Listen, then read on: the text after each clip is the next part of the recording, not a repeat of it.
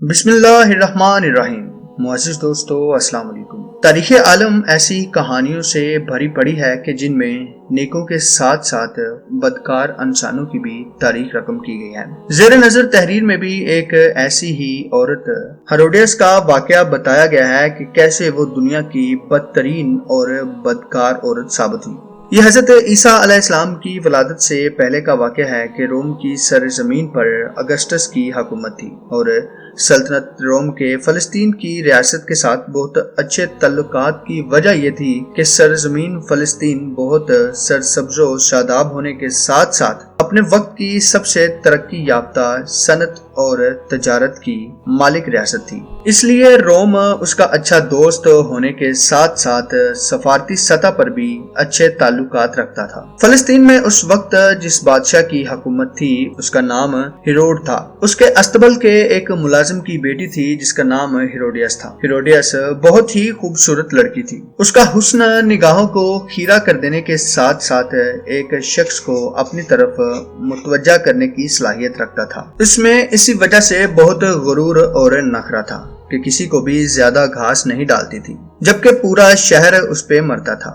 وہ حسین و جمیل ہونے کے ساتھ ساتھ دولت کی بھی دل دادا تھی۔ ایک دن ایسا ہوا کہ جب وہ اپنے باپ کے ساتھ استبل گئی ہوئی تھی تو وہیں اس کی ملاقات ہیروڈ کے چھوٹے بیٹے فلپ سے ہو گئی۔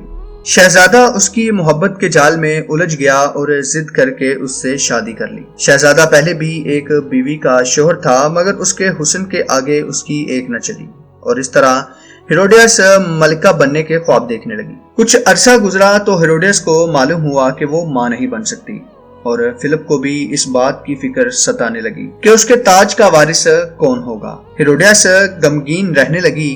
آخر ایک دن اس کی کنیز اس کو ایک نجومی بڑھیا کے پاس لے گئی۔ اس نے شہزادی کو بتایا کہ تمہاری اولاد ہوگی اور تم سے زیادہ خوبصورت ہوگی مگر کچھ ایسا کرے گی کہ دنیا میں بدنام ہو جائے گی۔ یہ سن کر وہ واپس چلی آئی۔ کچھ دن بعد ایسا ہی ہوا اور وہ امید سے ہو گئی۔ کچھ عرصہ بعد اس کو اللہ نے ایک بچی عطا فرمائی اور اس نے دیکھا کہ وہ واقعی ہی بہت خوبصورت تھی۔ آہستہ آہستہ اس بچی کے حسن کے چرچے ہونے لگے اور وہ اپنی ماں ہی کی طرح مشہور ہو گئی۔ فلپ اس بات سے اتنا خوش نہیں تھا کیونکہ اس کو تو وارث چاہیے تھا جو کہ اس کو نہیں ملا۔ کچھ ہی دن بعد بادشاہ ہیروڈ چل بسا۔ جب اس کی وصیت پر عمل درآمد شروع ہوا تو پتہ چلا کہ فلپ کو سب سے چھوٹا علاقہ ملا جبکہ اس کے چھوٹے بھائی اینٹی پاس کو زیادہ رقبہ اور سرسبز و شاداب علاقے ملے ہیں۔ تدفین کے موقع پر ہیروڈیس کو اینٹی پاس سے ملاقات کا موقع ملا اور وہ اس کی محبت میں گرفتار ہو گیا۔ اس بات پر دونوں بھائیوں میں کچھ جنگیں ہوئیں مگر ایک جنگ کے مقابلہ میں فلپ کے کچھ علاقے کے ساتھ ساتھ ہیروڈیس کو بھی اینٹی پاس کو دے دیا گیا اور ان دونوں نے شادی کر لی اور چلے گئے۔ یہاں ہیروڈیس کی بیٹی سلومی جوان ہونے کے ساتھ ساتھ حسین بھی ہوتی چلی جا رہی تھی۔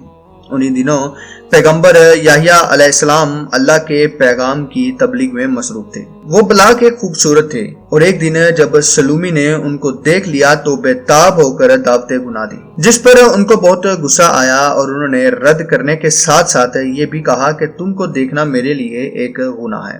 اس پر سلومی کو آگ لگ گئی اور اس نے دل میں ٹھان لیا کہ ان سے اس بات کا بدلہ لے کر رہے گی۔ بادشاہ وقت کے دربار میں ایک بہت بڑا جشن تھا جس میں بہت مہمان مدعو تھے اور وہ سب بے تحاشا قیمتی تحائف لے کر آئے تھے۔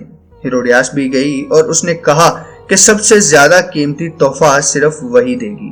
بادشاہ کے استفسار پر اس نے کہا کہ اس کی بیٹی سلومی ایک اعلیٰ ترین رقص بادشاہ کی خدمت میں ان کے نام کرے گی اور بادشاہ نے کہا کہ وہ اس پر منہ بولا انعام عطا کرے گا۔ جب رقص شروع ہوا تو سب لوگ محو ہو گئے اور اس میں کھو گئے۔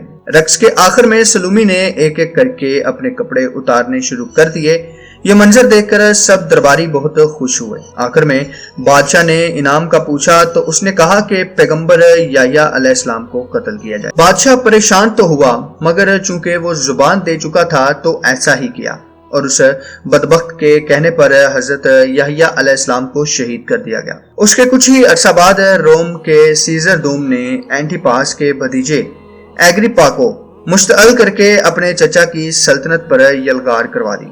اس کے نتیجے میں اینٹی پاس اور ہیروڈیس کے ساتھ سلومی بھی گرفتار ہو گئی اور پھر ان کو روم کی سڑکوں پر پھرایا گیا، جہاں انہی کے چاہنے والوں نے ان پر پتھر برسائے، اور یوں یہ عورت تاریخ کا حصہ بننے کے ساتھ ساتھ اپنے ابدی انجام کو پہنچی۔